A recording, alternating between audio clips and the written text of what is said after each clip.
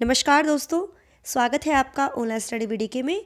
दोस्तों, इस वीडियो में हम आपको बताएंगे जो वाइगोत्स्की ने स्कैफोल्डिंग का जो बताया था उसके बारे में आपसे चर्चा करेंगे। इससे पहले इन्होंने जो सिद्धांत दिया था वाइगोत्स्की ने सामाजिक विकास का और ZPD का इन्होंने जो बताया था उसके बारे में हमने आपको पहले ही बता दिया था।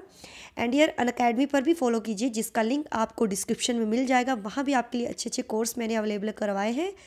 DET+ PRT exam, KVS NVS के लिए एंड ईयर वहाँ रिव्यूज़ दीजिए, शेयर कीजिए, लाइक कीजिए एंड फॉलो कीजिए अनअकैडमी पर। So now friends, let's start. So dear, मनोविज्ञान जो है ये एक शिक्षण की एक ऐसी प्रक्रिया है जिसे कहा जाता है स्कैफोल्डिंग। तो वाइगोत्स्की ने संभावित विकास क्षेत्र जो ZPD का इन्होंने संप्रत्यय दिया था।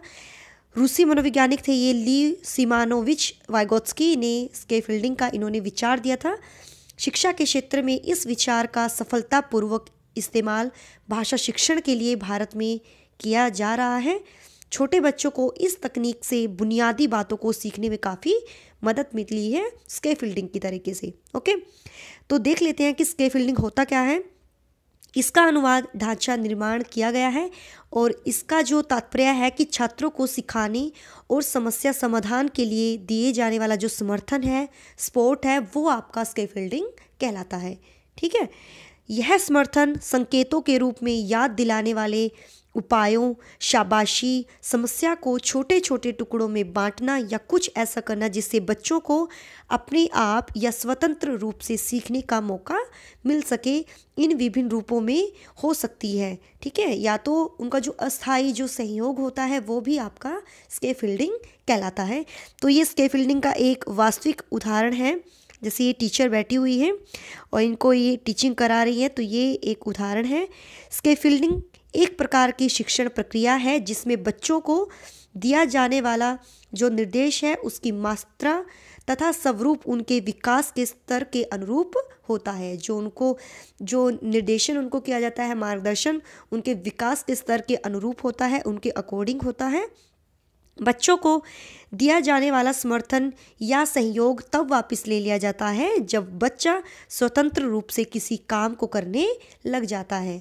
ओके, तो इस प्रक्रिया में जो बड़े हैं या शिक्षक की तरफ से उस समय उनका जो सपोर्ट है वो वापस ले लिया जाता है जब बच्चा उच्च क्षमता व आत्मविश्वास के साथ कोई काम करना सीख जाता है, तो उनसे वो सपोर्ट वापस ले लिया जाता है। ओके, नए कौशल सीखने के लिए उपयोगी है स्कैफोल्डिंग। तो अगर हम जो न्यू जो स्किल्स हैं उनमें इम्पोर्टेंट होता है स्कैफोल्डिंग। नए कौशलों के सीखने में स्कैफोल्डिंग या ढांचा निर्माण ये तरीका काफ़ी कारगर है, अच्छा ये सहायक सिद्ध हुआ है।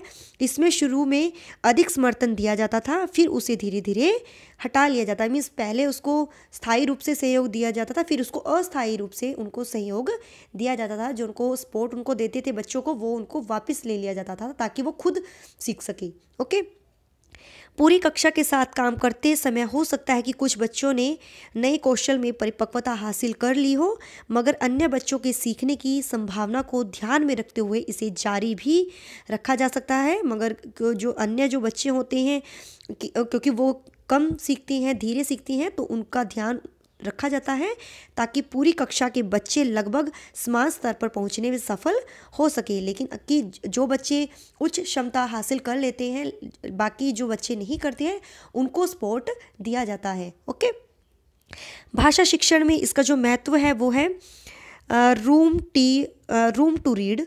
तो इसमें जो बताया है कि जो शिक्षक है वो संदर्भित भाषा शिक्षण की जो पूरी जो प्रक्रिया है स्कैफोल्डिंग के इसी प्रारूप में ये ढाला गया है, और ताकि बच्चों को किसी प्रक्रिया को खुद देखने के लिए, शिक्षण के साथ साथ कार्य करने के लिए और खुद भी स्वतंत्र रूप से उनको करने का अवसर मिल सके। जैसे संक्षेप में शॉर्ट फॉर्म में कहती है आई डू, वी डू और यू डू कहा जाता है, ताकि वो खुद सीख सके। उदाहरण के तौर पर अगर भाषा शिक्षक को आवरण की पहचान कराने वाले हैं जो भाषा शिक्षक हैं, तो वे खुद को तो वो बच्चों को पहले खुद बताएंगे कि आई डू, ठीक है, मैं कर सकता हूँ कि यह वर्ण आ है। इसके बाद वे इसे लिखने का तरीका बताते हैं ताकि बच्चों को मदद मिल सके। इसके बाद वे पूरी प्रक्रिया को बच्चों के साथ साथ करते हैं। वी डू मीन्स हम करते हैं। आखिर वे बच्चों को स्वतंत्र रूप से यू डू, तुम कर सकते हो, उस वर्ण को पहचानने और लिखने का अवसर दिया जाता है। ठीक है, तो इसमें यही बताया गया था डियर। इस वीडियो में स्कैफोल्डिंग के बारे में इम्पोर्टेंट था, इसलिए मैंने आपके साथ ये डिस्कस किया है। वीडियोस अच्छी लगे तो प्लीज़ लाइक कीजिए, शेयर कीजिए एंड सब्सक्राइब कीजिए यूट्यूब चैनल को, एंड अनअकैडमी पर भी फॉलो कीजिए जिसका लिंक आपको डिस्क्रिप्शन में मिल जाएगा। टिल देन बाय बाय, रब रखा, जय भोलेनाथ।